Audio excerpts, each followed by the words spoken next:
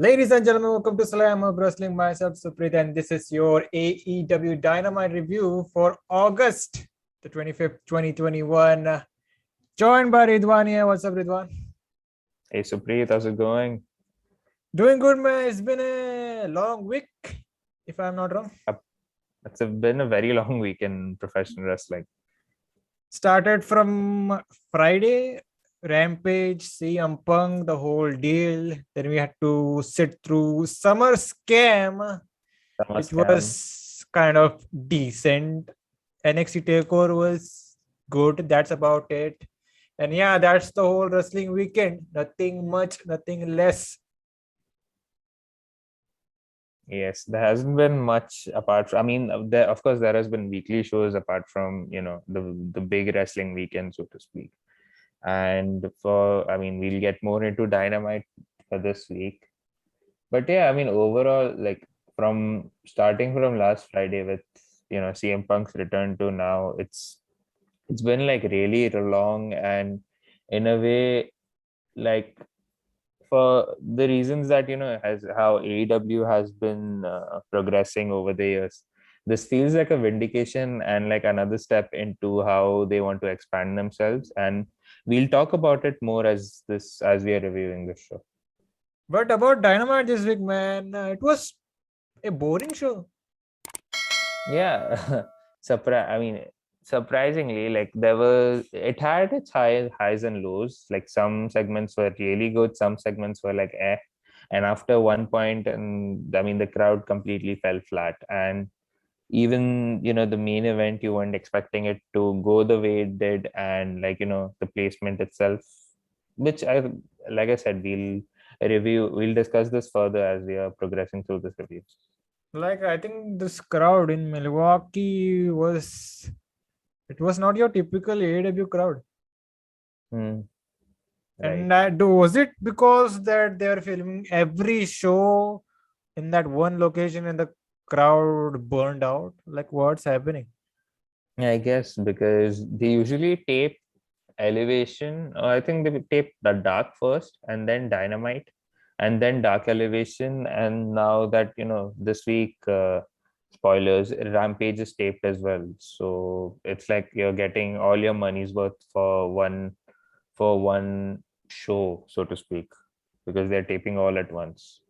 But the other thing I found interesting was no, outstanding match on the card. Like, everything was just there. Yes, yeah, every week there is something that stands out that makes people talk about it until the next week. This week, after seeing what we saw on Rampage last week with CM Punk's return, that is still the talk of the town, and probably they wanted to capitalize more on that. And like they had advertised CM Punk uh, having a promo this week on making his Dynamite debut, so they had put all their eggs in the CM Punk basket for now.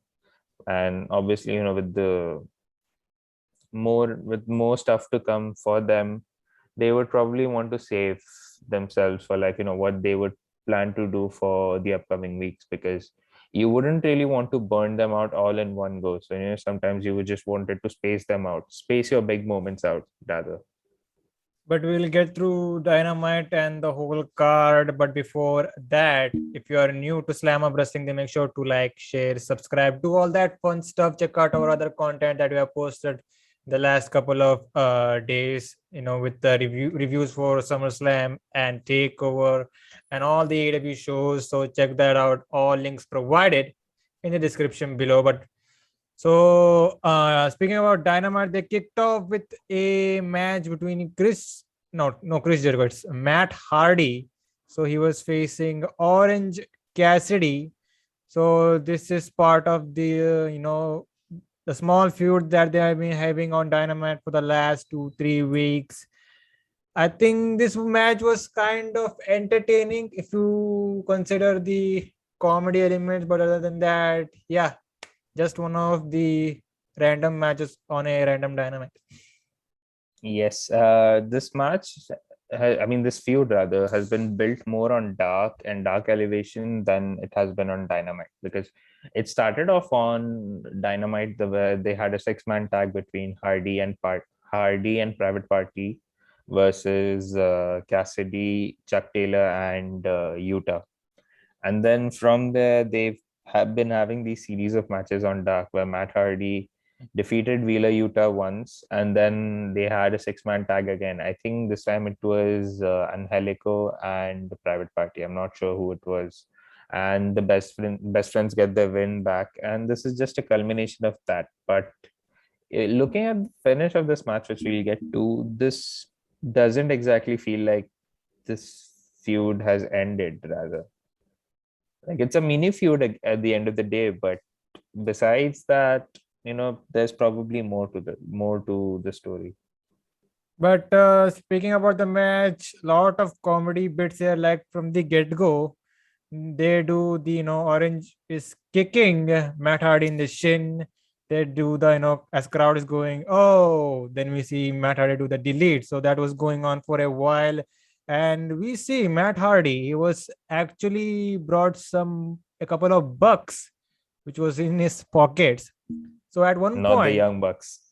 yes. So at one point, as the dollars and bills were all around the ring on the mat, so Orange decided to pick one of those bills, one of those $100 bill, and he put in his pocket. But the story of this match was, so Matt Hardy, when he was on offense, he made sure he got that $100 bill back, and he searched one of those pockets and he got it. So that was quote unquote the story of the match. Lot of comedy bits here. At one point, I think Cassidy, he hit a crossbody and I think he landed square on Hardy's face, and that got him busted open. So they are exchanging a couple of moves now. Cassidy is going for a twist of fate. Matt Hardy is countering it. So there was one spot where Cassidy was on the top rope. He does, I think he would go for that lazy looking splash, but he taunts with the Hardy type of deal, and he'd say swanton bomb, Swanton. but hands were in the pockets, so that was a cool move. So I think as we get to the end of the match, Cassidy got a kind of a awkward looking cradle, and that was it. Cassidy gets the win, and like you said, mostly this feud is continuing. Yes, and with hands in his pocket, mind you, with the pinfall. But yeah, overall, I wouldn't really say it was a solid match, but I mean, it did its job of hyping the crowd up for an entertaining show, as you would. And they had like a lot of comedy elements into this match, like when, like you mentioned, like early in the match where Orange was doing the kicks of doom and then Matt was doing the delete.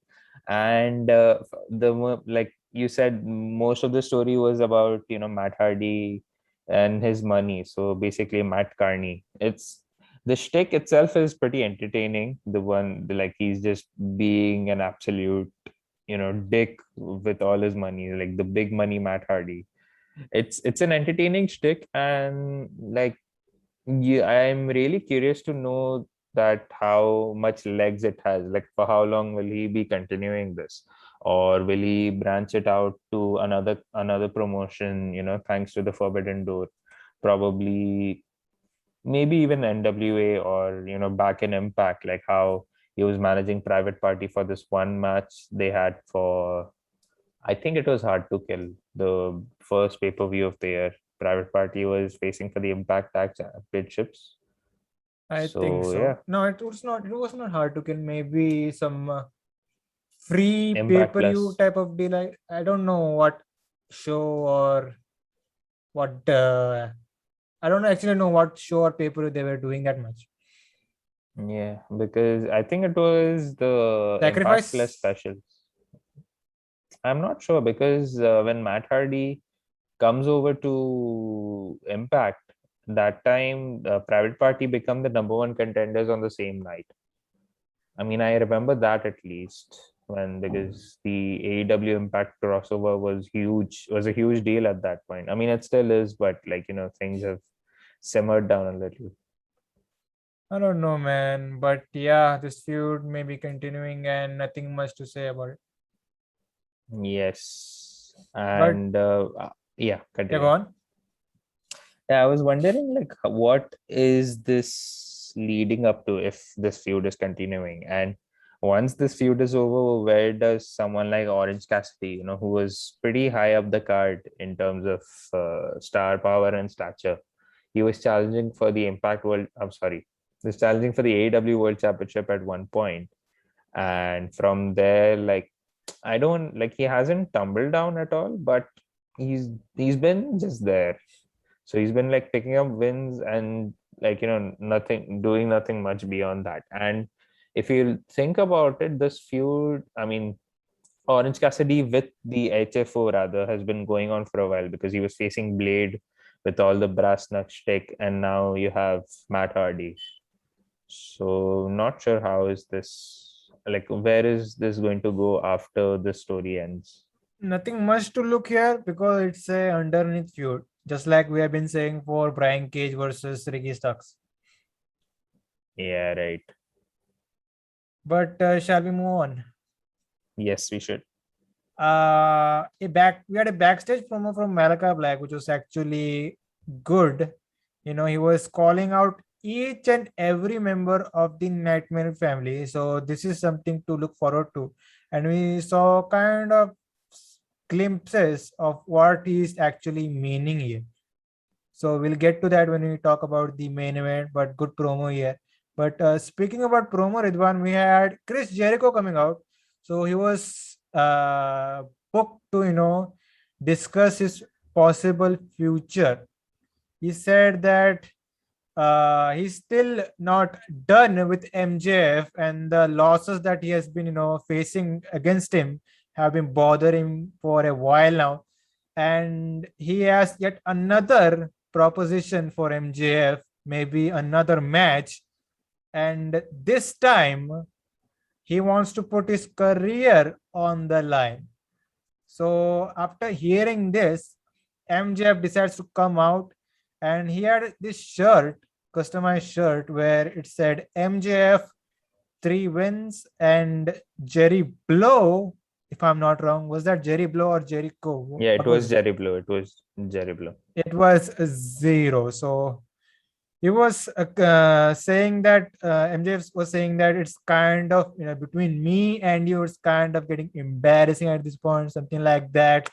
And then he would eventually end up accepting Jericho's challenge for All Out, with his career on the line stick.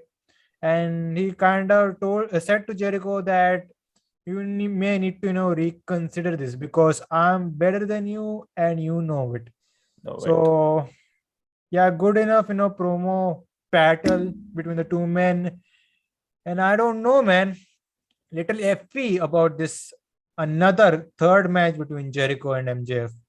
Like, if the plan was to do all this, put the career on the line, like we said in the past when he was having this fifth labor of Jericho, you could have done this match on the pay-per-view itself with the stipulation. Yes, it's still the same story but done in two parts. Because it makes sense that they would do this match now on a pay-per-view rather than, blowing it up on a Dynamite, which wasn't a special episode rather. But having said that, like, this feud has ran its course. I think we had said that in the past.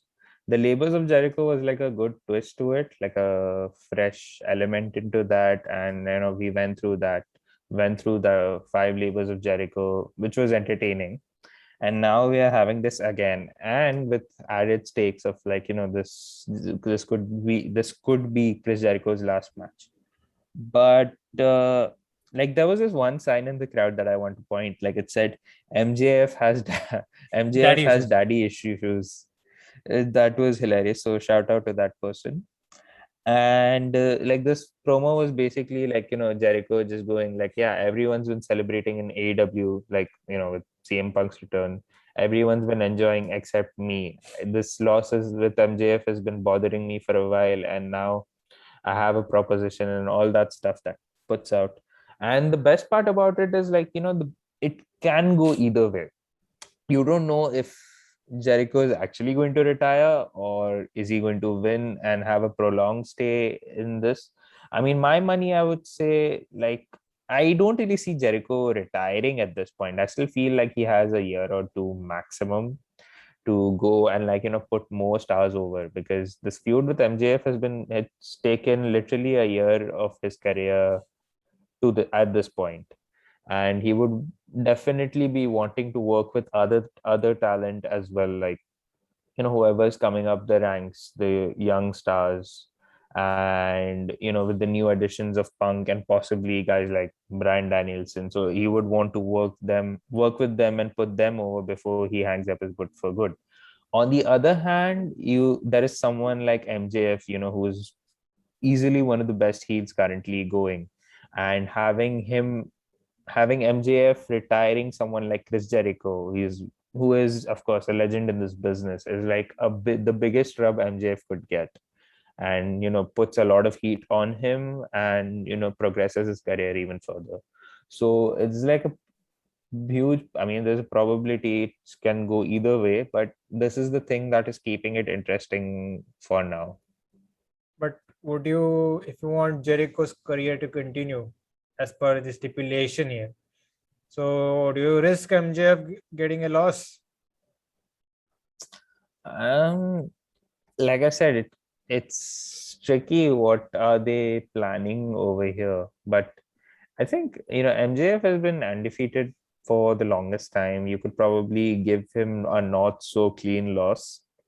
Just have Jericho pull some shtick and just save his career for once, and probably for like another couple years. And because if you look at this, like, in a more kayfabe standpoint, Jericho might have, he's been doing this forever. Like, I'm just speaking purely in kayfabe here.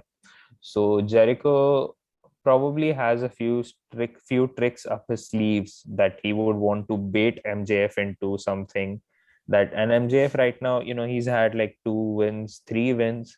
Because I'm guessing one of these 3 wins is probably the one or Blood and Guts, I Yep, guess.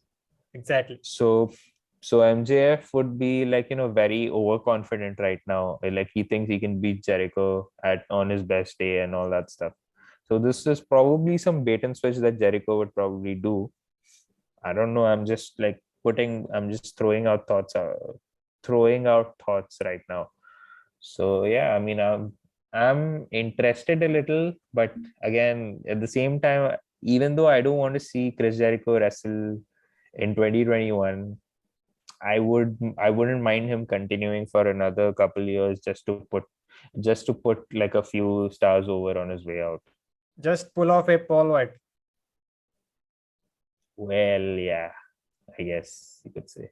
Just like, Yeah. wrestle very randomly, sporadically rather, and just be there to put talent over right now. But yeah, speaking of Paul White, he's definitely, winning versus QT, which we'll discuss this more when we But get to that you, segment. you could say that they have kind of booked themselves in a corner with Jericho and MJF. Yes, you pretty much can. Like, for the reasons that you mentioned, that you would probably risk an MJF loss right now. So in that sense, you have booked yourself into a corner, and even with Jericho's possibility, if he loses, he's out. And given how AEW have been keeping their promises with fans, so if Jericho, for example, if he loses, heads out, and then comes back, it will result in some betrayal of trust, and the fans don't want that, especially with the other company been doing that for so many years. But let's see where all this goes. But shall we talk about the Varsity Blondes versus the Lucha Bros? Because this was, you could say, the semis for the mini tag team tournament they have been doing. Yes, the Eliminator, so to speak. So before the match, we heard from the Varsity Blonde short little promo hyping up the match. So this match, even this match, it felt little flat. It did. Like there were like this match was pretty sloppy in a lot of ways. Sometimes I don't know, there was like, whenever they were trying to go for a power move, or like, whenever they're going for a grapple, anyone was probably slipping. I don't know who was pulling, like who was doing the baby oil brother in this case. And yeah, so this first, Lucha Bros come out first, and in Hindi we say, like, paise vasool karna, like they have been milking. I don't know, how do you describe this in English, but Penta has been doing that with the Joker outfit. I mean, he's been wearing it since Double or Nothing, and this is like it has become his signature thing this year. You see that? That's marketable, right? It is. You don't have to wear a crazy helmet and put on a strap on to be Yes, marketable. kinky shit right there. But enough of kinky shit, man. Let's talk about this match. It had some moments, but mostly, like you said, it was a little sloppy. They are doing a lot of botches. If I don't know if the chemistry of these two team wasn't matching, or someone was not communicating with each other. But one thing to point out is Ray Phoenix does do his crazy shit, but I think he's kind of trying to tone down as well. Did you notice it? I did. Like you've been if you've been watching Ray Phoenix since earlier this year, like the first portion of the year, he was like doing this outwardly stuff, the things that he was pulling off.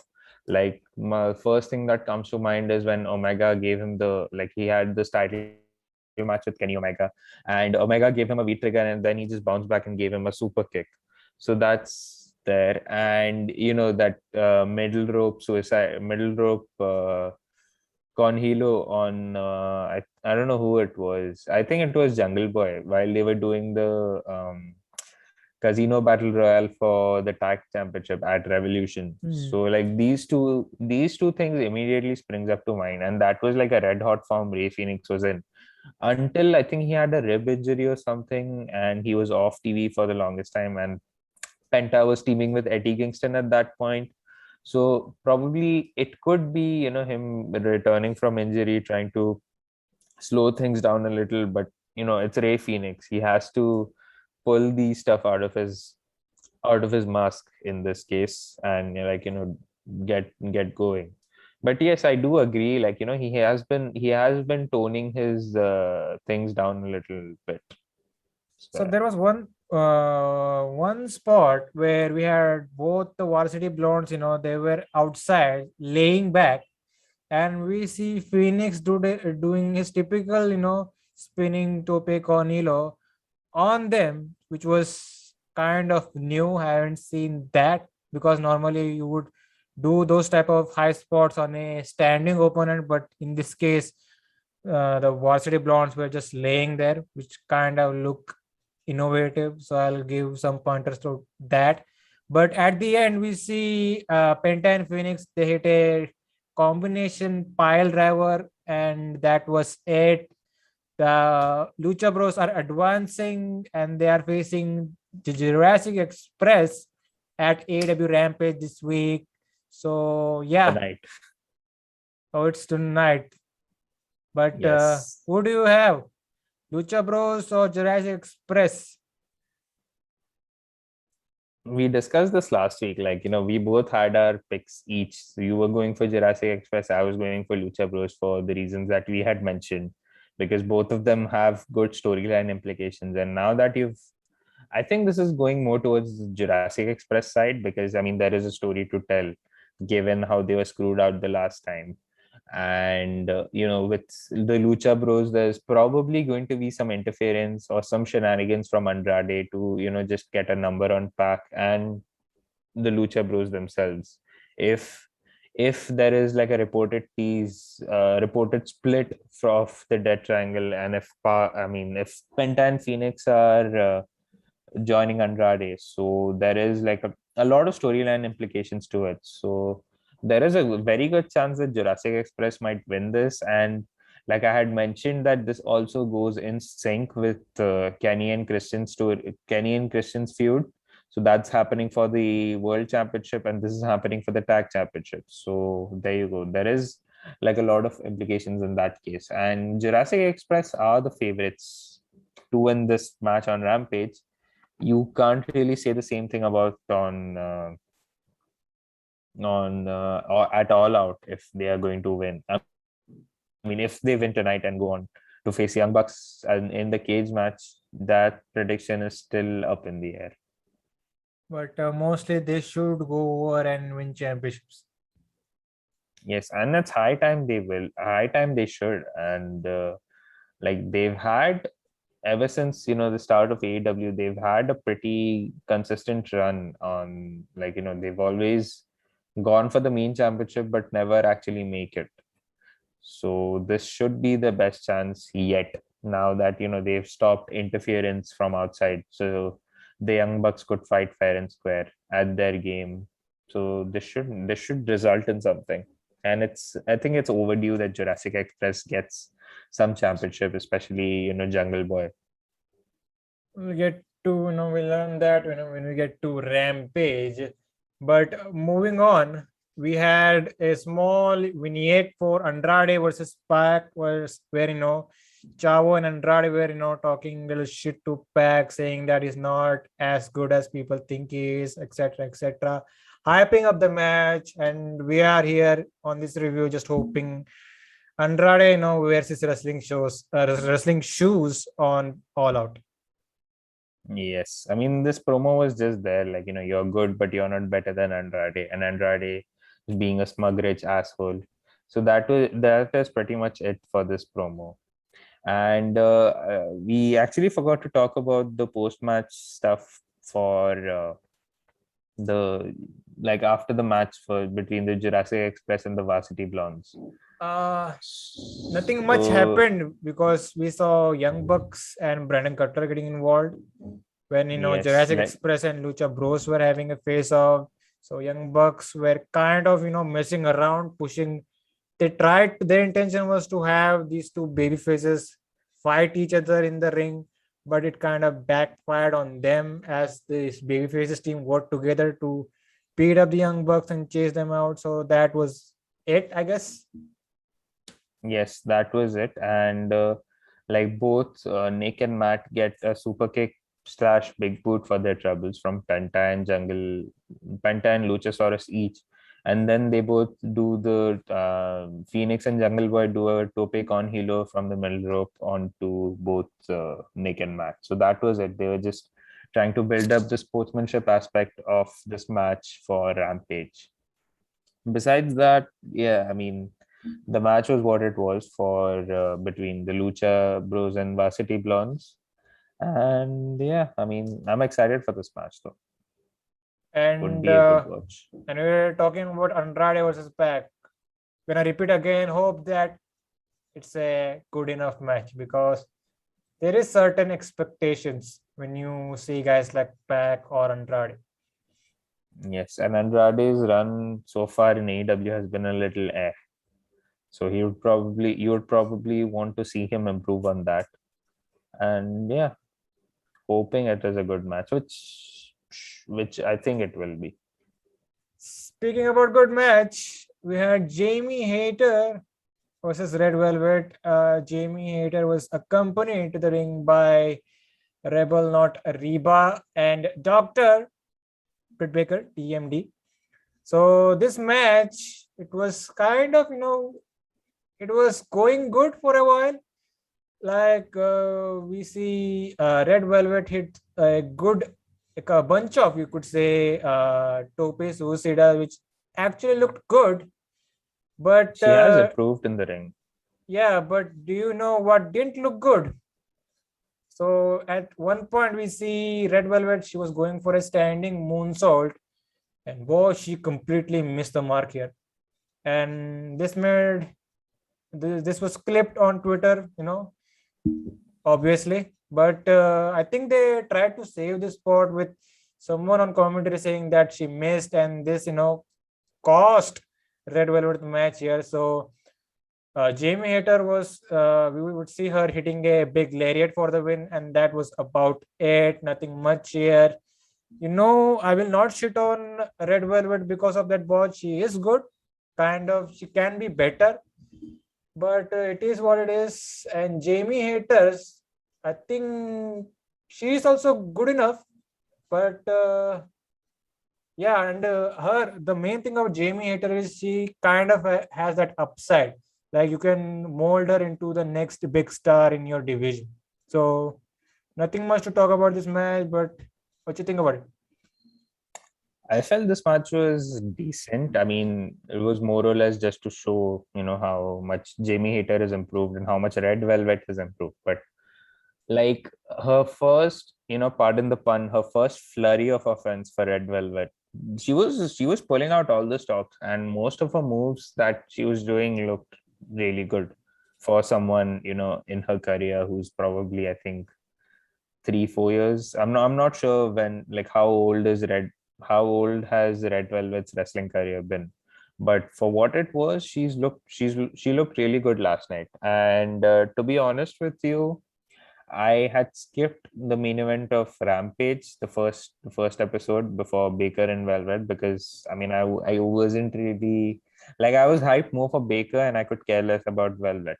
And then after this match, after the show rather, I went back and watched it. I mean, it was a pretty good match for both of these women. I mean, of course, Britt had the home advantage, and Red Velvet was, she's coming up the ranks still, and she's improved tremendously. Like, if you take it back to the match that she had with, teaming up with Cody versus Jade Cargill and Shaquille O'Neal, so from there to now, you could see, like, there has been a vast improvement in her wrestling. But coming back to this match, I mean, most of whenever Red Velvet was on offense, she did pretty well for herself. But this match was more about Jamie Hayter, her coming back to US and stamping her claim as Britt Baker's insurance policy, plus being a competent wrestler herself. And this match did its job. Like, of course, the main takeaway was the Boss to moonsault where she overshoots it. But I'm glad they managed to salvage that by, putting it as a finish to this match. So it still kind of puts it up in the air whether it was a work or a shoot. And you don't really know. Like, it's always fun to debate that as a wrestling fan, sarcasm intended. But overall, yeah, like, this match did its job for Jamie Hayter. Then, of course, like, it was for Red Velvet, it was, of course, leading to the post-match assault. So I'll get to that when both, like, Baker and Jamie Hayter have been beating the crap out of poor Red Velvet, and Chris Statlander comes out to save the day for her. And if you notice, like, if you're watching the show, this is the fans, so they've made it official for All Out that it's going to be Britt Baker versus Chris Statlander for the AEW Women's Championship. Now, this match has me interested in a lot of ways because obviously, like, Chris Statlander has been booked very strong since her return from a knee injury, and Britt Baker has been the face of the division for as long as you could remember. But so yeah, the post match was just there to, build up the hype for the women's championship match at All Out. And yeah, I'm excited for this. Yeah. I have realized that whenever Britt Baker is in the room, she steals everyone's thunder. She does. And for Chris Statlander, like, the way she was coming out to save the day for Red Velvet, the crowd was, like, completely into that. Like, we had mentioned at the top of this review that, the crowd seemed burnt out for a lot of segments, first matches. But for Chris Statlander, man, they did really get going. And I don't want to say she received the loudest pop, but she was, like, right up there if you want to rank the pops of the night. You know what? Britt Baker is the most over thing in the company. Even CM Punk put her over big time. The rest of first thing the that he said. yeah, The rest of the women need to, also pick up their game, or the presentation of these women should be such a case that they are right up there. Like most of these women are good wrestlers and nothing much. Yes, and it's like Britt Baker is the star of the division, and she has been put into that position. I mean, if tracing it back to the start of AEW, she was, I mean, besides the Elite, she was the first signed superstar for AEW, first signed wrestler for AEW, and that was a huge deal that they made out of it then, and it still ranks to this day because, I mean, because of her position on the card and how much has she grown since then. But like I said, they need to get other people over as well. Statlander, I haven't noticed it yet. I think she has that genuine baby face type of feel. Thunder Rosa, she's mega over. That's why we are rooting for her when though the Statlander thing is done. But yeah, I think this is a showcase for Statlander. She has to knock it off the park at the paper. Yes, even though like the large predictions is towards Britt Baker retaining. I mean, just call it what it is. This should be like a good showing for Statlander, that and do it in such a way that Statlander could come back to regain the championship. Like, have her that story where, she's always denied that opportunity, but she finally makes it, similar to probably Daniel Bryan's eventual rise to stardom, something like that. Like, I'm just throwing things out right now. And there was an interesting note from JR.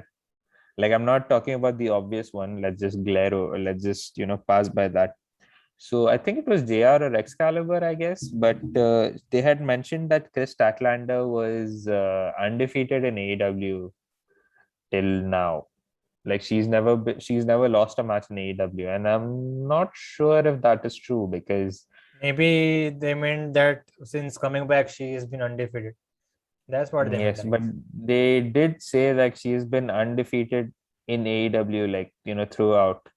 But if I remember correctly, like last year's Revolution, Nyla, she faced Nyla Rose for the women's championship and lost, I guess. I'm not sure if that was a DQ. I don't exactly remember, but I think she's lost a few matches before her injury.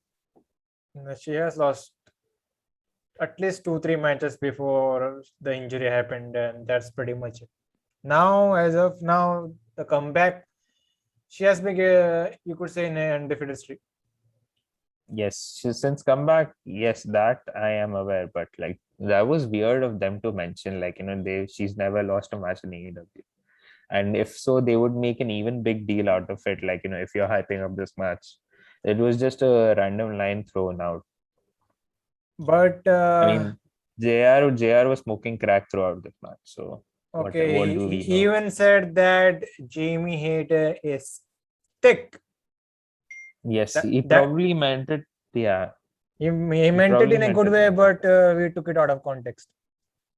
Yes, he meant like, as a big, strong woman, but given JR's history, you wouldn't really want to speculate further on what did he actually mean. So let's move on from there. So we had a Dark Order backstage thing where they were cutting a promo, and where we see Evil Uno. He was talking about like other groups, they are also facing certain obstacles, etc., etc. So then we see, I think it was Alex Reynolds. I think he interrupted.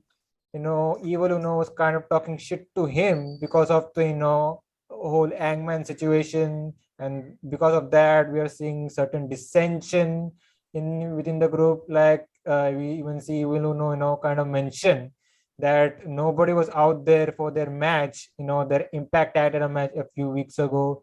So, and there was one point where Uno kind of dissed Reynolds, saying that will forever be in the shadows of John Silver.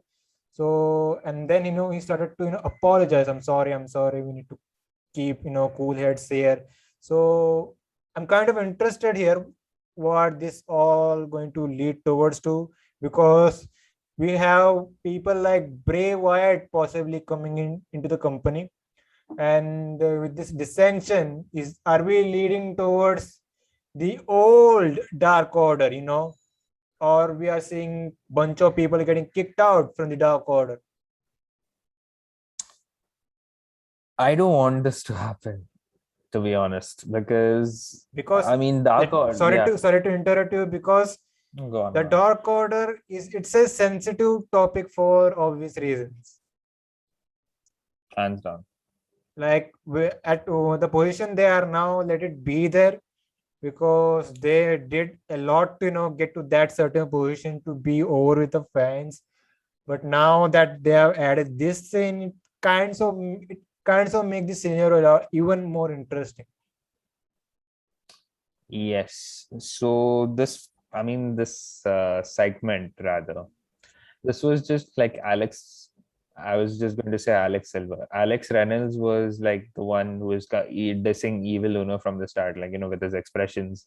And Evil Uno is like, things have been a bit awry with us, but we are together in this. And then Alex Reynolds spews out his, the insults for Evil Uno. And then he's like, just because you have one in your name, that doesn't make you the leader of Dark Order. And everyone, I think this is probably like something like, a normal family having their issues, and then they just move things over out of love. So I hope it's something in that end, and not an entire dissension, because the story is more about Hangman in this feud. I mean, if this segment is anything to go by, because everyone cares for Hangman, and Hangman was kind of the uniting factor for all the Dark Order members currently.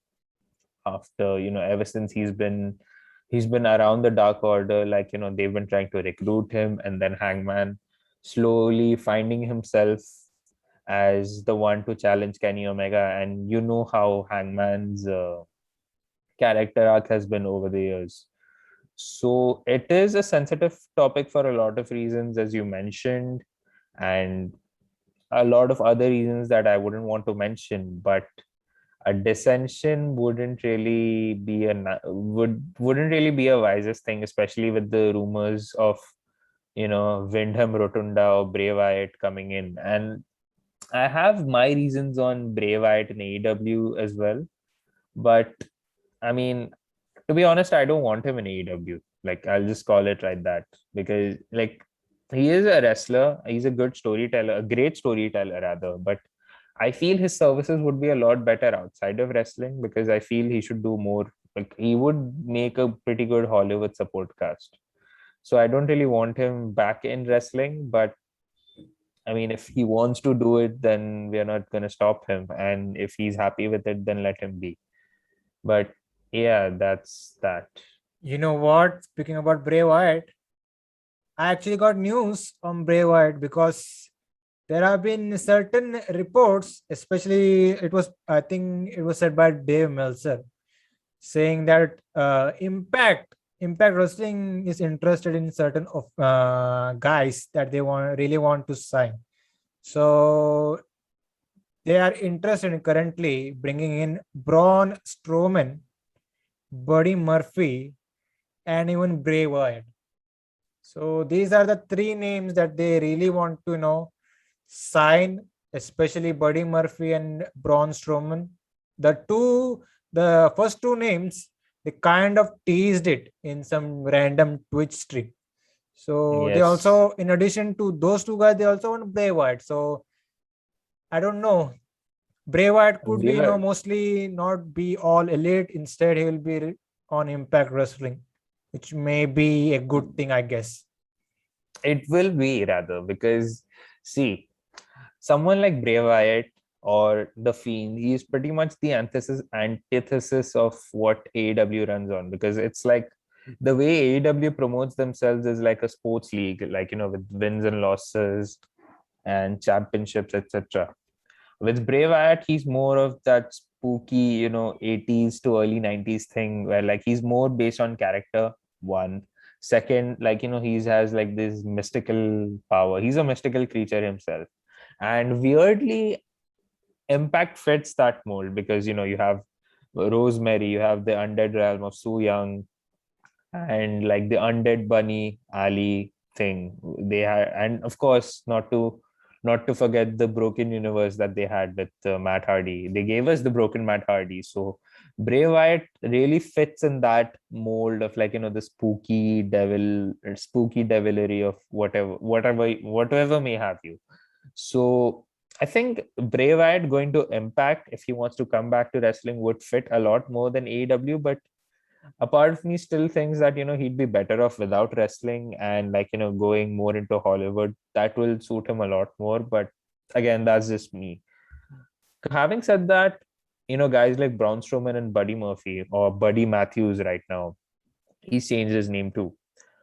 But you were the one who was saying that he would fit better in Impact because like the AEW scene is way too crowded with stars, and he'll just be someone lost in the shuffle. This one works pretty well for him because like given the lack of top contenders in Impact, you have Brian Myers, like he was challenging Kristen for the championship. I wouldn't really call him one. You have Ace Austin, you have Josh Alexander, you have Sami Callihan, you have Rich Swann, you have Willie Mack. Someone like Buddy Murphy, who has gained like a lot of notoriety over the years for his involvement in the story with Seth Rollins and later with Mysterios. So he has, I mean, of course, he has the WWE name and he has all the talent from his 205/NXT days. So there is a lot to uncover for Buddy Murphy, and if he goes to Impact, and he's definitely going to become an Impact World Champion at some point. So Impact really fits in that case. But regarding Braun Strowman, I mean, if you're going to hire Braun Strowman, you need to splash a lot of cash for that. And given Impact's, I don't want to diss them or anything.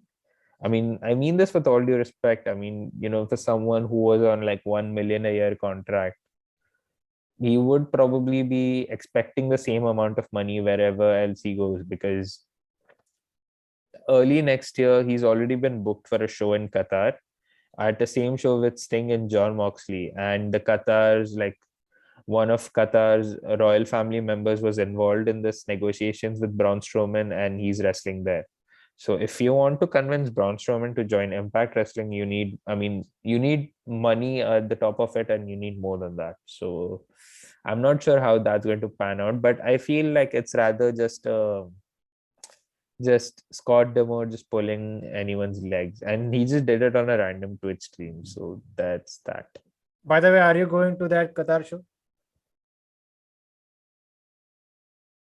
I don't think so. I mean, I'm planning, like, I really want to go for the World Cup later that year. So I would be wasting a trip if that's the case. But I would be interested in going. It's just that, let's see how things are at that point, because right now the flights are still up in the air. Like the flights have opened it from Kuwait to India or any other country.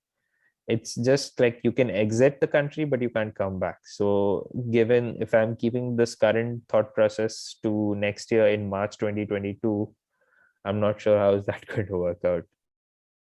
Whoa. Anyways, let's talk about CM Punk. Like the people paid the people paid their money to see this guy. So this was really good. And by the way, here's the catch. This segment wasn't rushed. Oh, this segment, Punk was milking the crowd, because the crowd was, obviously they were going for the CM Punk chance, and you expected that. Let's just be honest. And he was just milking it, like, I'm sorry, I can't hear you. And then the crowd chants even louder. And there was an interesting interesting thing dropped by Tony. He said that on his debut or at Rampage, he was supposed to be the one calling out CM Punk. So this was probably a make do of that. But I don't think, Tony being there on Rampage would have helped, because the crowd is still, the Chicago crowd is very rabid as it is. And they would have probably not given, I don't know how that, but like Shivani wouldn't have been in the nicest position at that time. But this was a good make do of that, him having to interview Punk after on his debut at Dynamite. But I think we got it here because that was genuine. It was all CM Punk at Rampage. Now you kind of wanted to do something different. You bring in Shivani here, and by the way, Shivani was not interrupted like he usually does with other interviews. Yes, which it's a surprising change of pace and a welcome one at that. So we get to this interview. Crowd is all CM Punk here. We are not even getting forward with the interview, and like you said, he is just milking the crowd, taking his time. This segment didn't feel rushed. That's the part I very much liked. So Shivani did his job, being the typical interview guy here, was throwing him some random questions. And Punk, plugged in the match with Darby Allen, talked about, he also talked about the other guys he wants to wrestle, like Brian Pillman, Jungle Boy, Penta Zero, etc., etc. But the first guy he wants is Darby Allen. So yeah, we are getting this match at All Out. Super, super excited. Man, CM Punk, this guy is a gem, man. I still can't believe this is a thing in 2021 that CM Punk is back to professional wrestling. Like, I'll be completely honest with you. Ever since the night of Rampage happened, I still watch his entrance. Like AEW, God bless AEW. Like they've uploaded the entire entrance of CM Punk, the entirety of his entrance at Rampage, and I watch it every single day at this point, and I still smile like a I still smile, I mean, the same way as, how I did for the first time. But man, I mean, things have things have picked up quite a lot for AEW. I mean, tracing it back to Rampage again, the way, I mean, CM Punk's arrival got them like, a million plus viewers. And that 1.3 to be precise. Yes, 1.3 million viewers on a time slot you would probably not expect wrestling fans to watch wrestling at, because I mean people have lives, it's like it was a weekend over there and they wouldn't want to watch wrestling when they're heading into their weekends. And there you go. I mean, that's as big as it gets. And now, even with Dynamite, they did a 1.2 million, and that was mainly on CM Punk. And his whatever he's done, like on AEW so far, probably within 5 to 6 hours, he's been like, ramping up views up to 500,000 views on a video alone. So, like, But but his but name but but itself, but but CM Punk is not a draw. People say. yes, he's not a needle mover. Yeah, Yeah. he doesn't move the needle. What do we know? Yeah. He doesn't move merch. He doesn't bring the YouTube views. He doesn't give huge ratings on TV. Record setting ratings for the demos. He doesn't do that. He's just a guy. He's just a moaning bitch. But yeah, jokes apart, this was like, this has like, I personally know a lot of fans who dropped out of wrestling entirely because of CM Punk. Like CM Punk's pipe bomb got them back into wrestling and his departure got them out of it. So I know like a few people personally, and they've been as excited about CM Punk, and they've been wanting to give pro wrestling a chance again. And that's all thanks to this dude. I mean, wow, like this is as big as it gets for AEW, and this is just the start of good things to come, mind you. But yeah, I mean, I've done gushing all over it. Now let's review this segment.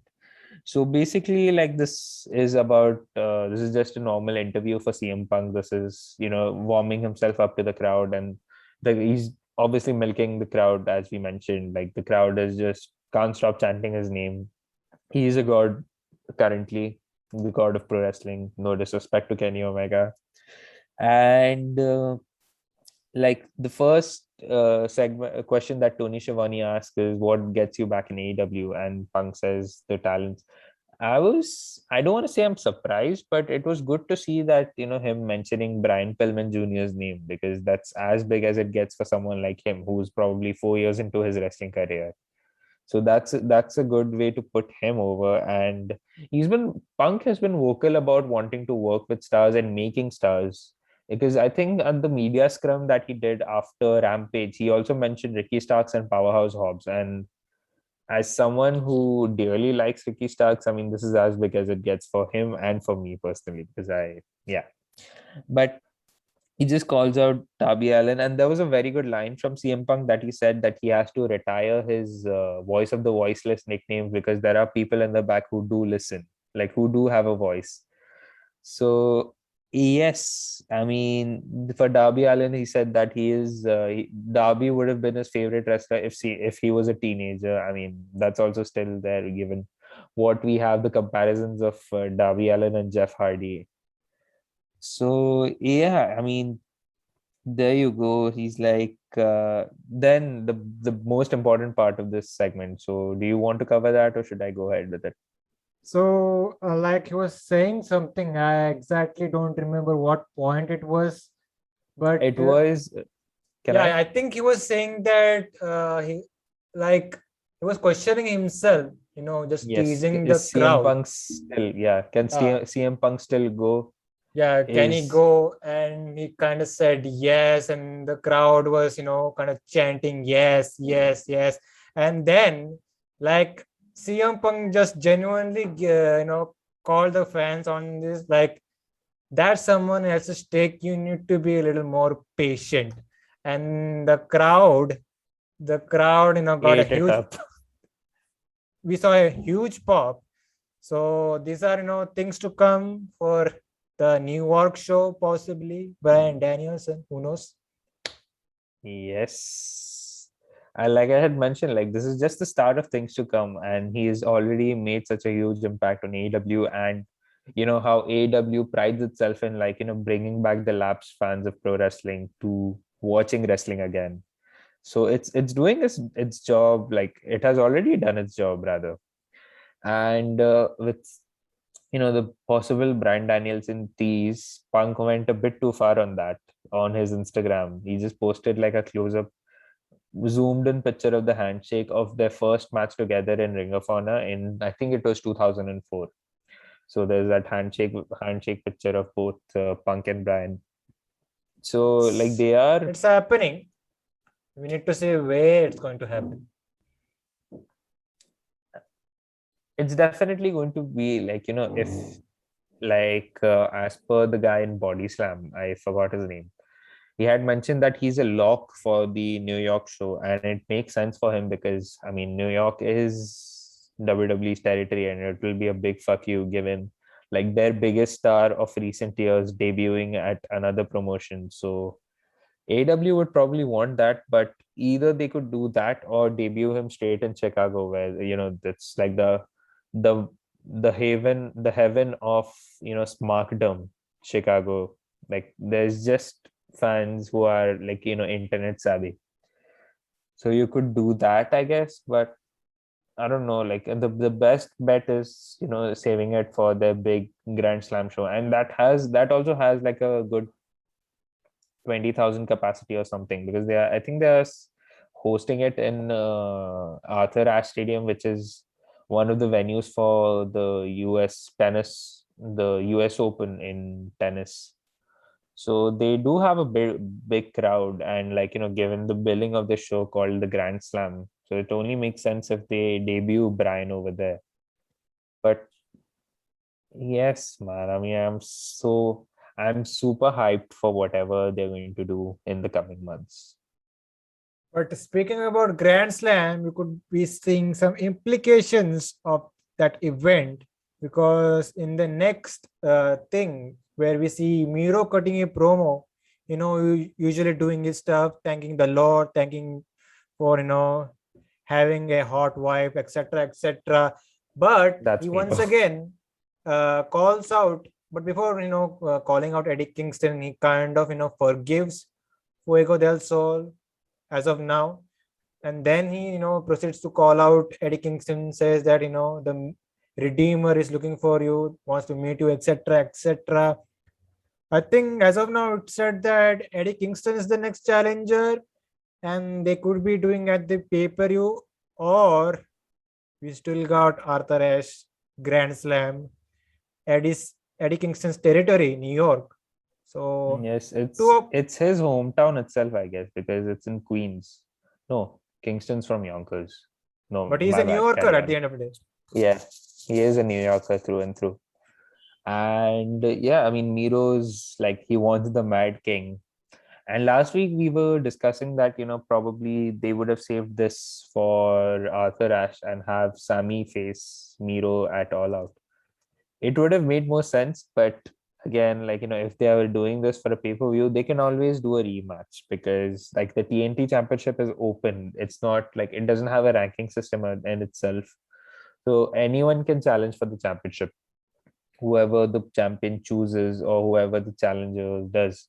And given, I mean, there is a lot to uncover here for, I mean, as this feud itself, because the promos are going to be great as it is. And if this match happens, if Miro picks up a big win, because so far Miro has been picking up wins over slightly like enhancement talents types, and there's Lance Archer. So Miro, this would be a definitive win for Miro and his championship. And probably Eddie challenges him again, and like if you're a real man, or if you're God's real favorite champion, then put the title against me in my hometown. Something like that they would do it, and could lead to Eddie Kingston winning the championship. Because I think when they even announced the show in the first place, that was like the biggest speculation, that they have to do something with Eddie Kingston. And this is the greatest opportunity you have to make that a memorable show. And AEW has, they've been banking on this hometown feel of like making them look like a star. We just saw that with Britt Baker a couple of weeks ago. So you could do the same for Eddie Kingston. And it also feels like a culmination of a personal redemption story for Eddie Kingston, because like if back before he signed for AEW, while he was doing, like, he was close to retirement, and this 2020 was supposed to be his last year in professional wrestling. And because he was, I don't know, he had some issues personally and also monetary. He had, like, before signing for AEW, he had his shoes on mortgage. And from there to, like, eventually becoming a champion in AEW would be like a cathartic moment as it is. So I am pretty excited about that. We'll see. Either the Guevara option can be it can come up by next week as well, and they book this for the All Out pay-per-view.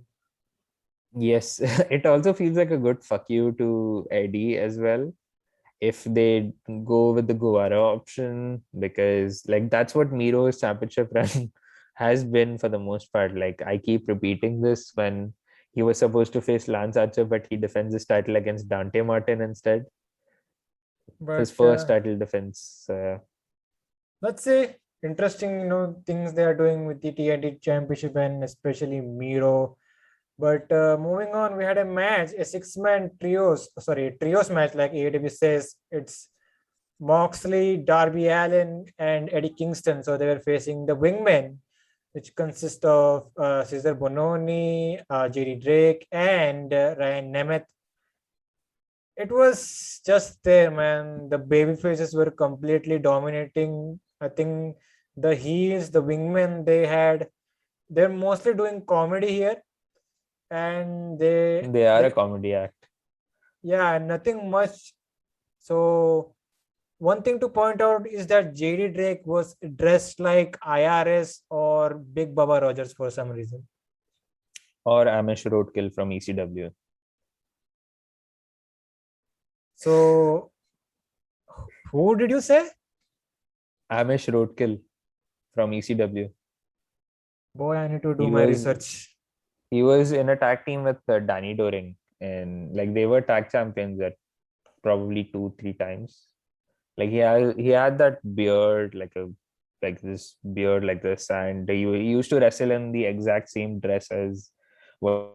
Yeah. So Private Party are a comedy act as it is, that's nothing much to be expected. And the biggest, I mean, the most strongest man they have is supposed to be booked that way, which is Cesar Bononi. He did get like a good amount of offense on guys like Moxley and Eddie, but it was just them running, the baby faces running roughshod and giving crowd a good time. That's what they've done since becoming a trio. And there was a good, the main, probably the highlight was when Darby gets a hot tag from Eddie Kingston, and JD Drake is at the top of the turnbuckle, and Darby Allin just beats him for his troubles and gives him an avalanche code red, and then goes on to give the coffin drop. So that was the match. It was just to make Darby look hella strong heading into his marquee match with CM Punk. And there's just like the shenanigans outside, like the crowd is, I mean, Sting is also fighting in the crowd with the I was just going to call them the pretty picture, what is a wingman, yeah. So it's just that, I mean, it's just Darby who is who's looked like $1 million for probably the past couple of months.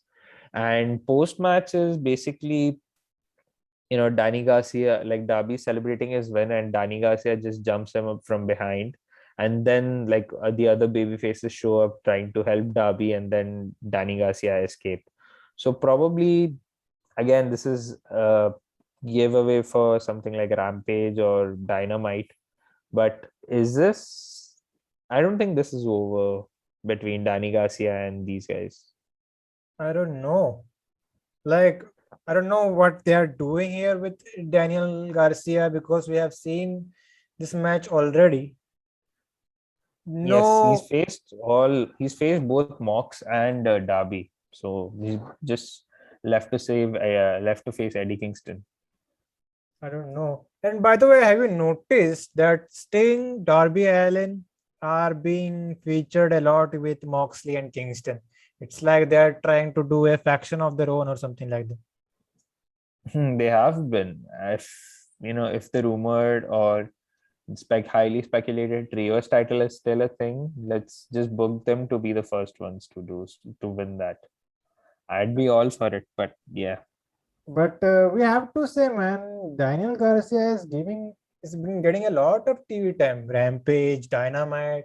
It's now what, 4 weeks? Yes, and like he was in the main event of Rampage, like the biggest show for obvious reasons, like this past Friday. So he has been getting featured a lot, even though like he's not officially signed to AEW, and that also means a lot for someone like him. And he's only 22 years old, and he's going to have a big future ahead. He's also facing Minoru Suzuki at an indie show, so sky's the limit for whatever he's going to do right now. Will he survive that match? He should, but it's the Minoru Suzuki thing. But I'll be interested to see that. speaking about Minoru Suzuki, uh, we'll get to the Dan Lambert promo, but there was something going on with this buy-in. They were promoting the Casino Battle Royal at the All Out buy-in. So this is for the women's, by the way. So I think we were set to get an interview from Ty Conti, but she was interrupted by Ali. Was talking shit to Ty Conti, says that she should stop being around those losers, the Dark Order, and maybe she should consider joining the HFO. So Ty Conti was given a contract here, and Ty Conti kind of tore the Yes, contract in half, and then we see a big cat fight, nothing much. And I you think want we me are getting to this run? match at Rampage, I guess. Yeah, they've made it official for this upcoming episode. You want me to run through the participants for the Casino Battle Royale? You can. Okay, so it goes like this. So we have Julia Hart, so far announced for the Casino Battle Royale. You have Julia Hart, you have Big Soul, haven't seen her in forever. You have Ali / Bunny. You have Thunder Rosa. You have Nyla Rose, Red Velvet, Ty Conti, Penelope Ford, and Diamante. So far only 9 participants are announced. And given when is the NWA All Women's pay-per-view? this week. It is this week. Okay. So you might see a lot of names from that pay-per-view, probably someone like Camille or maybe even someone like Melina, Mickey Mickey James, James, Diana Purazzo, probably. Ruby So a lot of Soho. names, Ruby Soho. And with the Joker element, there are a lot of possibilities of who could be the Joker in this, which is very interesting. And I'm like, if that's the case, it's weird that it's going on a buy-in and not on the main show. If they're having a casino battle royale, I think it should always be on the main card. I think they want QT and Paul White to be on the main card. They could have pushed it to the buy-in. I hope, yeah, they should put that into the buy-in and have the casino battle royale on the main show, because this is like the best the women's division has looked in probably forever. So this is like a good chance to promote it and get more eyeballs on that one. We will see. It's Shall we talk about this promo by Dax Harwood? Like, I think he was announcing the status of Cash Wheeler and his injury, and boy, it's not looking good. Like, we also heard from Cash Wheeler, he said that the injury is so bad that there's not even motion on that injured hand. It's taking him a while, and then he starts talking about, I don't know what the future holds for him and FTR, and says that it could be it. Says that, is it even worth it to do this, continue this wrestling stuff? He didn't mean it like that, but it came off in a way. But we are informed that we are getting the rematch between Proud and Powerful and FTR next week, if I'm not wrong. Yes, they have announced it for next week. And I mean, the injury is gnarly to look at. And Cash even posted it on his Twitter, the close-up of that injury. I'm like, Bro, it looks like a gunshot. it does. I mean, it's like someone just carved up, like, you do research on dead bodies and you like cut out its flesh just to see how it looked like. It's just that bad. And boy, I mean, come on. But So this, they are promoting it as, yeah. but the situation, man, this situation is very sad that they are possibly, I mean, Cash Wheeler possibly could be done. It's very sad and like a very unfortunate. And I mean, if it is true, it's very unfortunate end to a career just because, I mean, because of an injury like that. But yeah, they have been promoting it as, FTR is done, Cash Wheeler is possibly retiring. And yeah, I mean, this match deserved like this feud deserves its proper match, a proper what's the word I'm looking for? The proper like to Culmination end or a send feud. off. I mean, not a culmination. It was something with a B that I was trying to say. Blow off match. So this feud deserves its proper blow off in a way, but not at the expense of someone's career.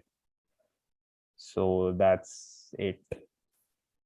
But I don't want FTR to retire, man. Like, it's Me too neither, soon. dude.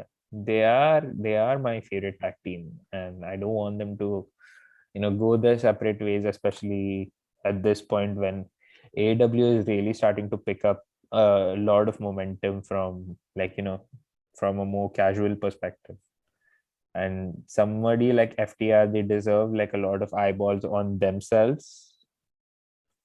And I like the thing with FTR is they haven't done a lot in AEW if you think about it. They Yeah, they had that just won. short title reign, which was kind of rushed, and that's Yeah, about it. that's very much it. As in, like, yeah, that was like they only held it for 2 months and they dropped it to Young Bucks. I was expecting a a big title reign for them, but it was into that, the Young Bucks full gear stipulation. If we lose, we're never going to challenge for the championship, similar to how Cody did it. But I hope it's not being reported, right, that FTR is kind of done.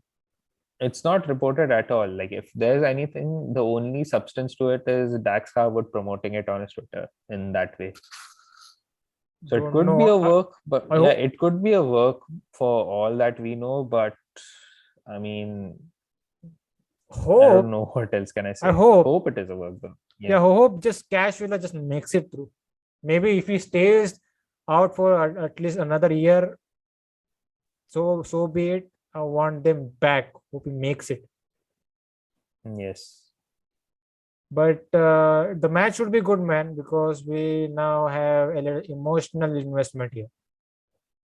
Yes, we do. And like the last match fell flat thanks to the injury, and this one's like all the makings to be an upgrade on their previous encounter.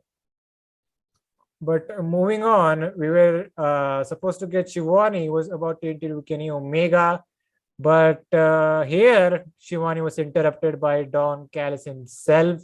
He is going all ballistic, talking shit to Christian Cage and the fans. But Christian Cage comes out. By the way, I like that Christian Cage is finally getting a genuine reaction. Yes, I mean, his biggest moment in this feud, and he was interrupted with the CM Punk chant. So yeah, if he's finally getting some genuine reactions, and it's good to see that, because like, despite him being booked very strongly, and as someone with that name value among the die-hard wrestling fans, it hasn't really been an easy ride for him, because even his reveal as like the biggest Hall of Fame worthy signing in AEW, that also felt a bit flat, even though I was someone who was looking forward to it. But yeah, good to see that improvement on his stature. And now we are getting this story where Christian, by the way, showed this footage from, I think it was from a Road to Dynamite series thing, Yes. where the story is that Don Callis kind of, you could say, blackballed or fired Christian Cage from one of those wrestling companies, and his focus all went towards Kenny Omega at that time, who was just 10 years old. So that's the story going around. So Christian addressed this, and he called Don Callis for that reason alone a carny piece of shit. So this, we see a piece of shit chant for Don Callis. Don Callis is That was not liking it. hilarious. So he tells Omega that Callis manipulated you when you were just 10 years old, and he's still doing it now. So Omega is all right up, and he says, "You think you know me? You think you know me? You think you know me?" Kind of a shot at the edge. So Don Callis then, he's full mad. He's going full Ric Flair mode at this point, taking off his jacket, taking off the scarf, and he's going ballistic on Christian on the mic. And then he mentions all these great promoters like Vern Gagne. And then I think there was Bill Watts, I guess, Eddie, there Vince was McMahon. Vern Gagne, Vince McMahon, Bill Watts, and Eddie Graham. So these are, you could say, your classic wrestling promoters. And by the way, did you see the Marks getting all riled up that he mentioned Vince McMahon? Oh, there's another shot at WWE. It wasn't. It wasn't even in the slightest, because Don Callis is all like, his shtick is just that, because he compares Omega to guys like Ric Flair, George Hackenschmidt, who was like a wrestler in the early days, Luthez, a lot of other names. Even I think even compares him with Vern Gagne, who was a huge deal back in the day. So I mean, that's his shtick. He always bigs himself up and compares him to the legends in whichever field they are, either wrestlers or promoters. That wasn't a shot at WWE at all. I'm not sure. It's always it's always, I mean, this tribalism is useless at this point. So Like we say in Hindi, घूम फिर के वहां पे आना. exactly, like why? For what joy?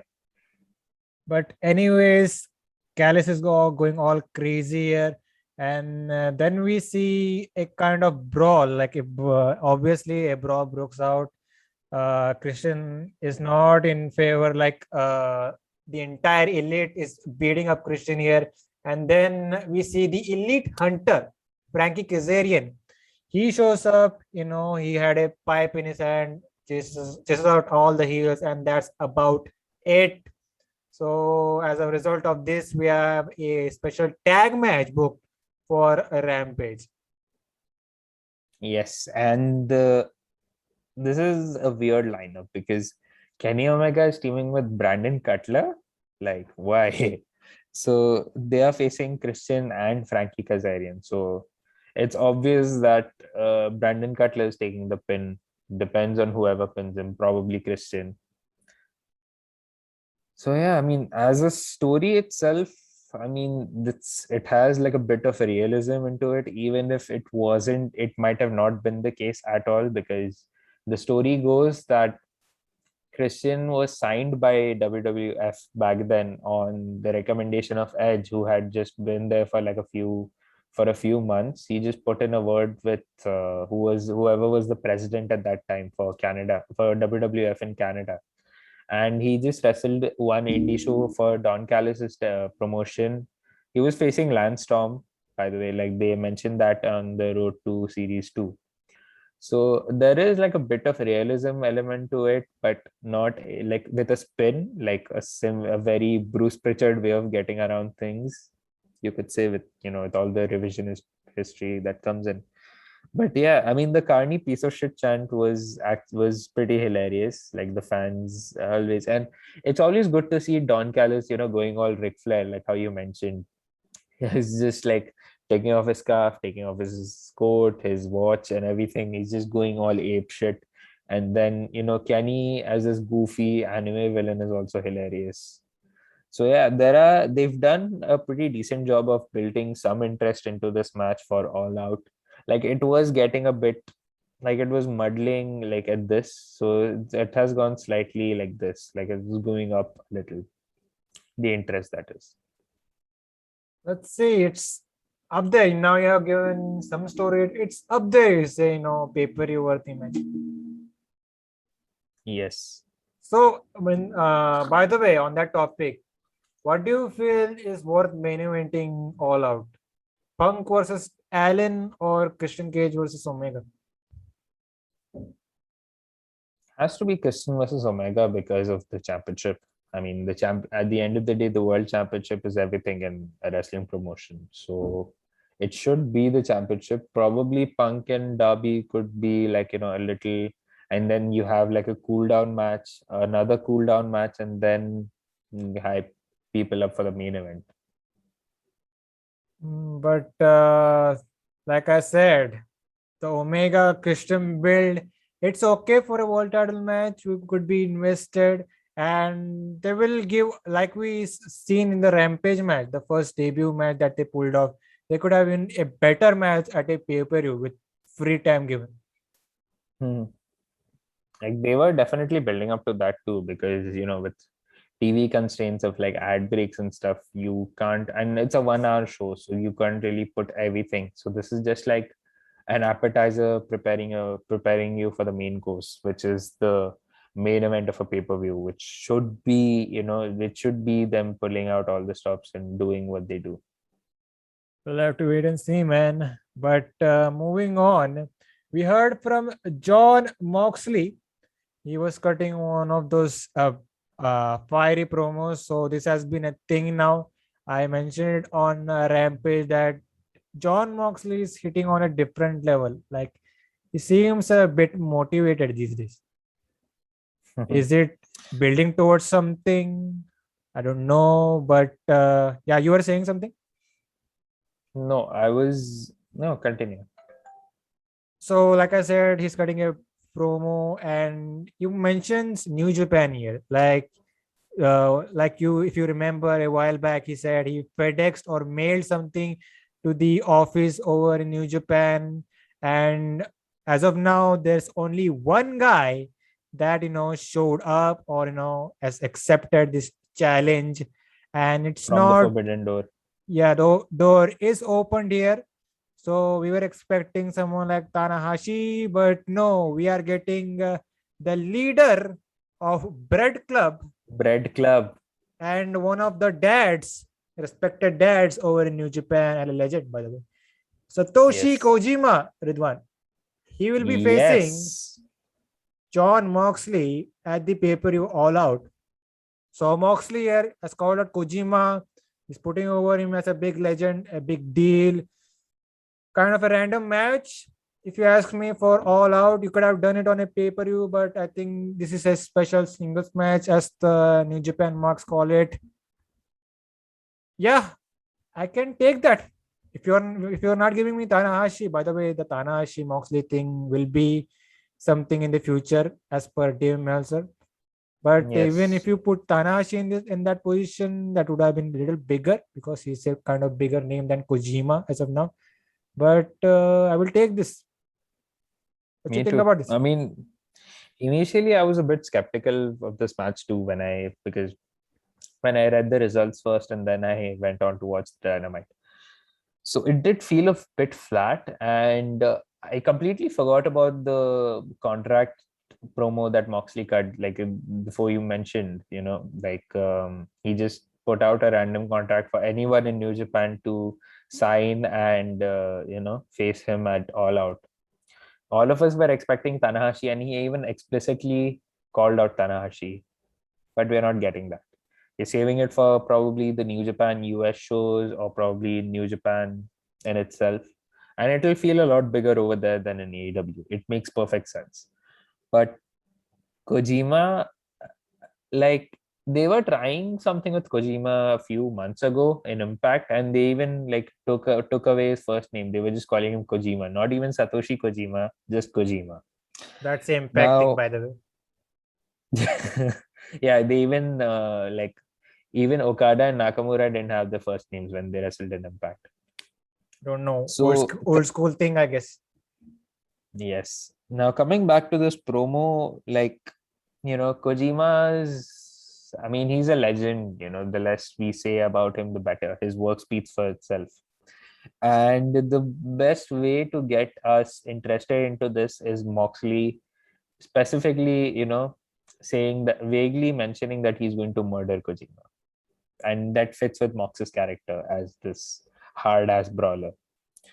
So yeah, I mean, it's not something one would expect heading into this, but I'm interested. Like, it has got me interested in a lot of ways for this, and it's a special attraction match. So obviously, it's not going to build any stories or something. If at all they want to build something, it will be for New Japan, but not for AEW. And I'll still take that because it's just an attraction for someone like Kojima to wrestle in the US, and it's a big deal for New Japan as well. Like, getting one of their biggest names ever on a mainstream American show. It happened with Yuji Nagata. It's going to happen with Kojima, and so be it. By the way, are you sensing John Moxley possibly turning heel? I was, yeah, if he has to face Tanahashi in Japan, no less, he has to be a heel. But that has been Mox for the longest time, because even when he debuted, he beat up Jericho, makes him a babyface, beat up Omega, makes him a heel, because Omega was a face at that time. And that has been pretty much Mox. He's always been an anti-hero, regardless, except the time during the pandemic. And that time, yes, like last week, he was calling out, the biggest baby faces like Christian and Hangman. So it does teeter him towards the heel side, but it's just John Moxley the way he is. Either way. I have to wait and see, man. Should be a fun match. Yes. But let's fast forward here with Gun Club versus the Factory. Like, is this a dark match or a dynamite match? I don't even know at this point. Yes, this match we could have done without this match on Dynamite. But if they want to promote like someone like Paul White wrestling on AEW's pay-per-view, which I still hope they do it on a buy-in, this was as good a promotion as any for that match.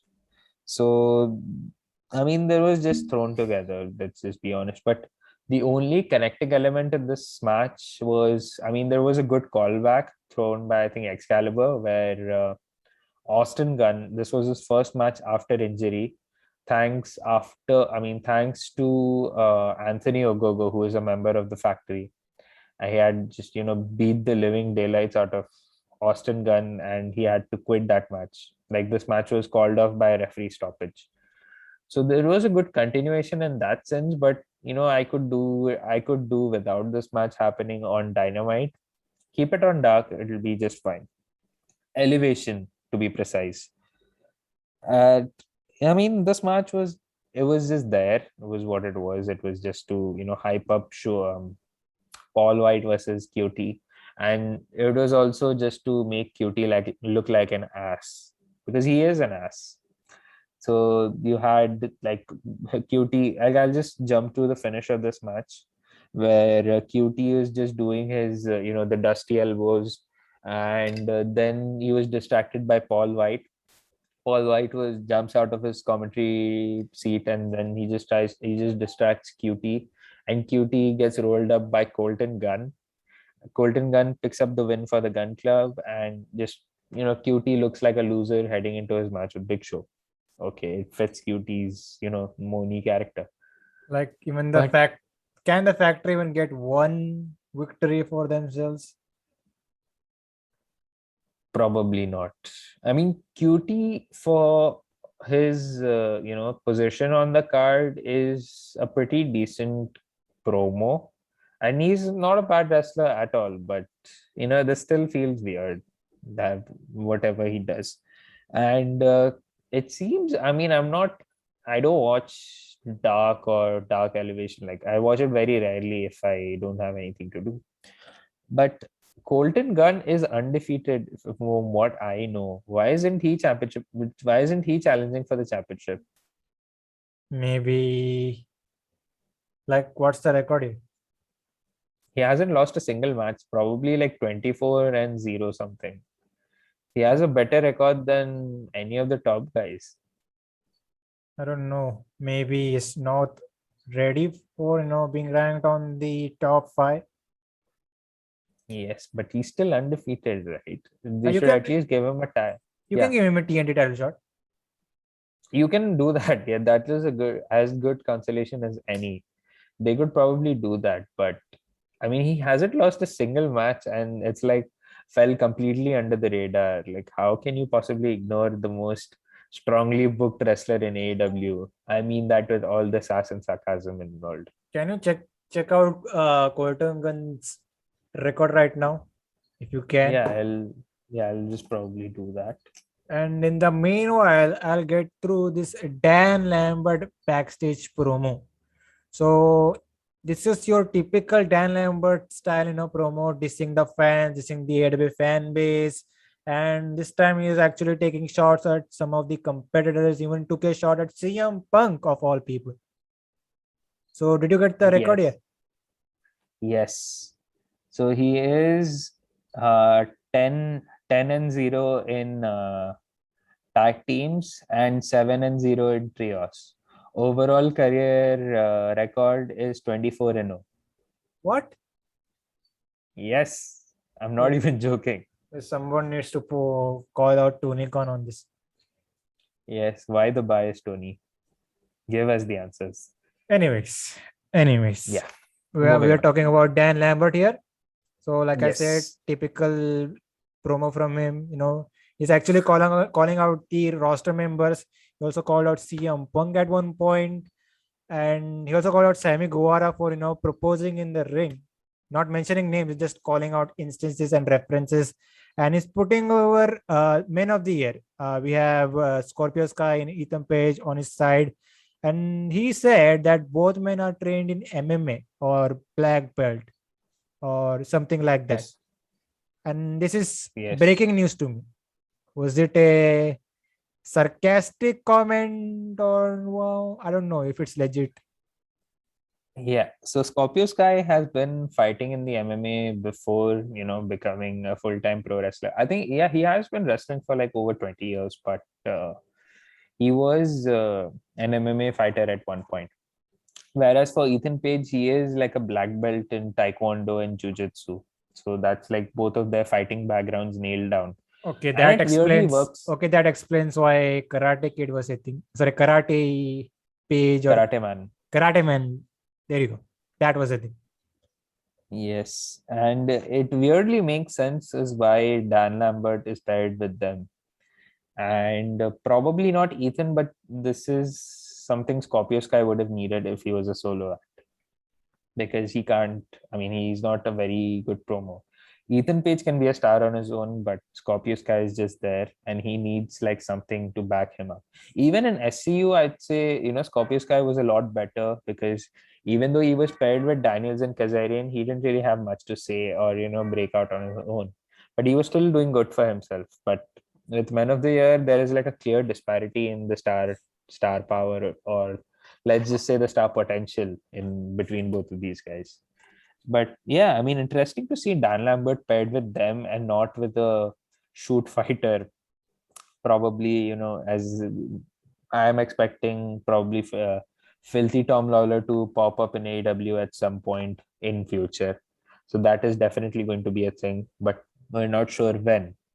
But yeah, as in like with Men of the Year, it's pretty interesting because even the Men of the Year gimmick is not very legit shoot fighter style because they are just like these fashionable guys who are just big dickheads at the end of the day. But by the way, things could be leading towards a tag match thing much. We see maybe Minoru Suzuki being paired up with Lance Archer again to go against Dan Lambert It and has Men to of the Year. happen.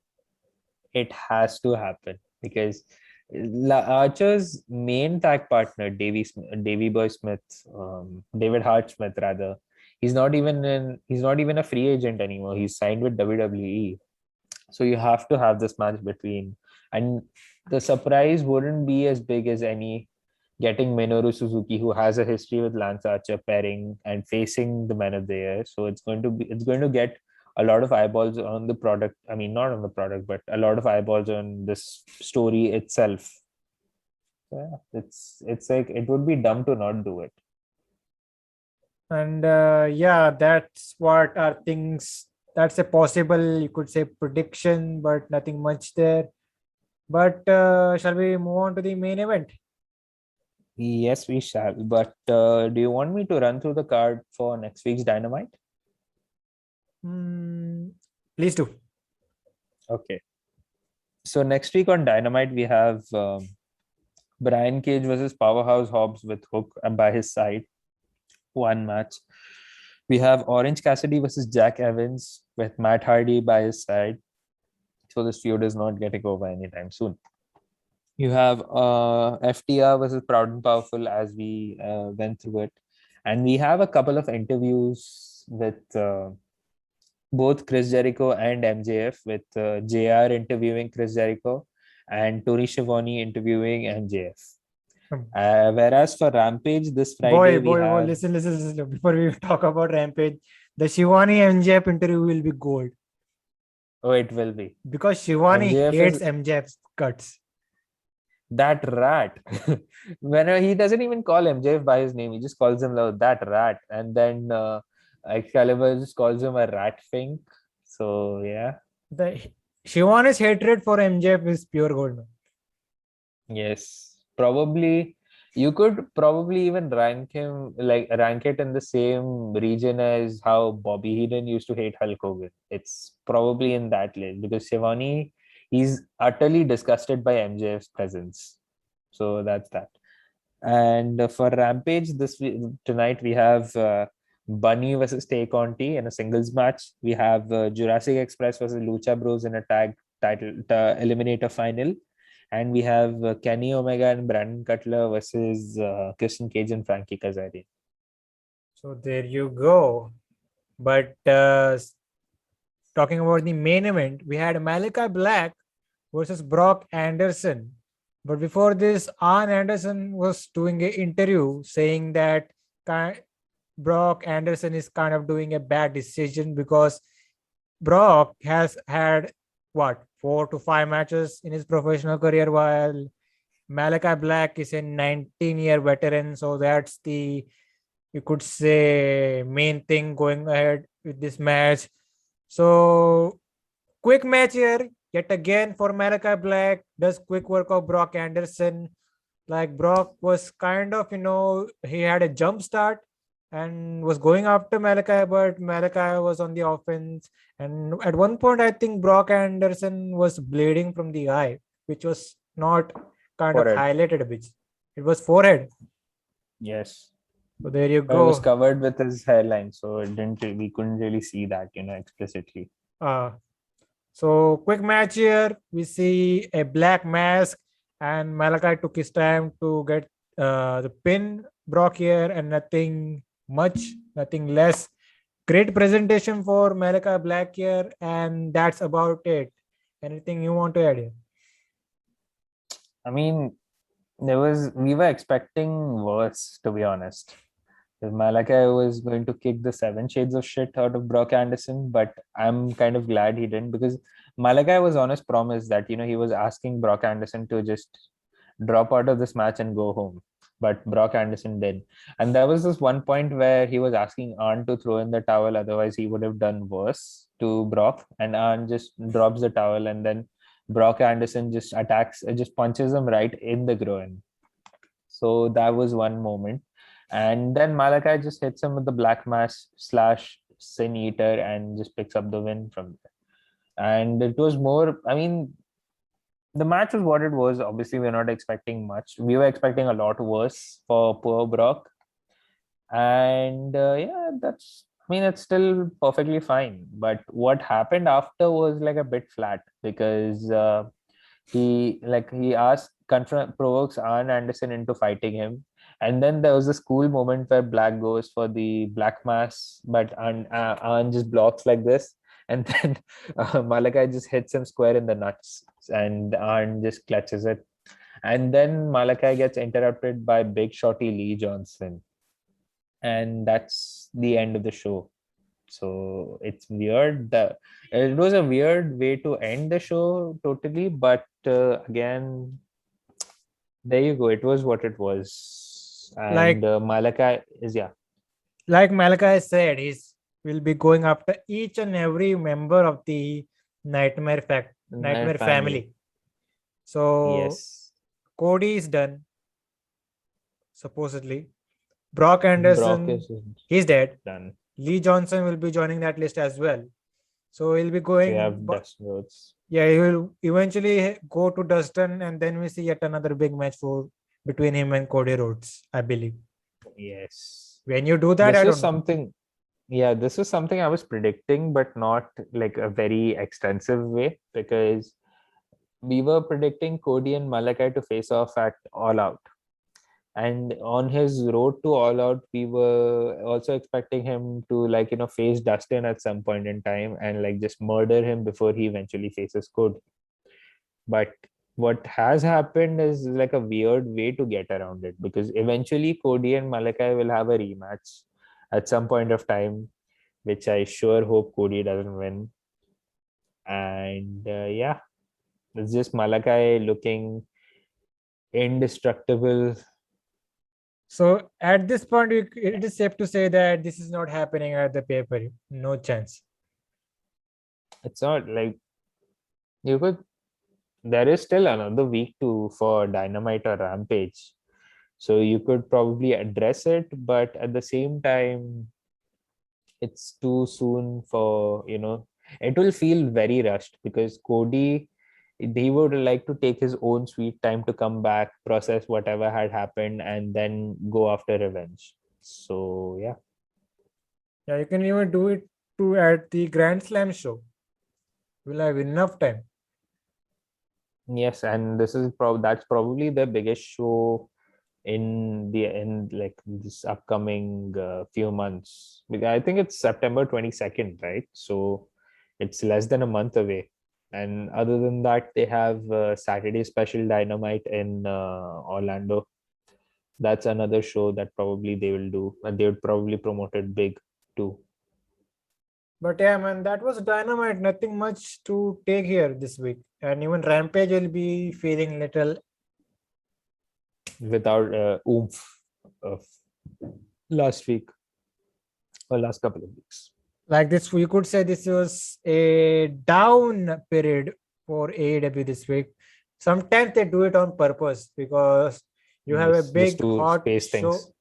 Yeah, because if you have a big hot show, then they gave you a lazy type of show the other week, and then it picks up again. Yes, probably just to like give fans some breathing space too, because if they, if you keep giving out these surprises week in and week out, they'll be preconditioned to it that, what's coming next. Like that's where you could say that's where WCW had, that's where even WCW had their own problems because they used to keep delivering these surprises and the fans get burnt out to it. At the same time, it's like the law of diminishing returns in a way. So the more you expect, the less special it will feel. So in that way, it makes sense. But yeah, it was a pretty episode of Dynamite. But Ridwan, before we leave, again, these guys find you. So you can find me on Twitter and Instagram at Rid_Aman. And if you're watching this in video form, you could see it right below the Goldberg catchphrase. You can find Slamhub Wrestling on Twitter at SlamhubW, Instagram at Slamhub Wrestling. You can catch this review on Anchor and Spotify as well. This was the AEW Dynamite review, and see you guys next time.